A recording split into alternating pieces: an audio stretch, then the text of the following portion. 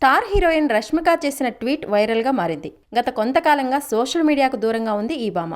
దీంతో ఆమె అప్డేట్స్ ఇవ్వకపోవడంపై అభిమానులు కామెంట్స్ పెడుతూ ఉన్నారు. అయితే సోషల్ మీడియాకు ఎందుకు దూరంగా ఉండాల్సి వచ్చిందో స్వయంగా వెల్లడించింది రష్మిక. తాను ఇటీవల ప్రమాదం బారిన పడినట్టు తెలిపింది. అయితే అది చిన్న ప్రమాదమేనని, వైద్యుల సలహా మేరకు ఇంట్లోనే ఉంటున్నానని, ప్రస్తుతం కోలుకుంటున్నట్టు చెప్పింది. ఈ మేరకు సోషల్ మీడియాలో పోస్ట్ పెట్టింది రష్మిక. నేను సోషల్ మీడియాలో యాక్టివ్గా ఉండి పబ్లిక్లో కనిపించి చాలా రోజులైంది. చిన్న ప్రమాదం జరగడం వల్ల ఆగస్టులో చురుగ్గా ఉండలేకపోయా. ఇప్పుడు సూపర్ యాక్టివ్గా ఉన్నా.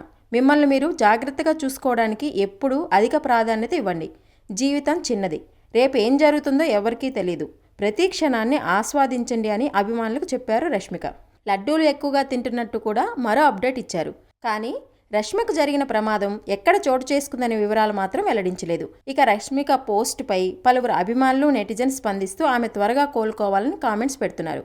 ఇక సినిమాల విషయానికి వస్తే Pushpa 2, Kubera, Sikandar, rainbow, the girl friend చిత్రాలతో ప్రేక్షకులను అలరించనున్నారు రష్మిక.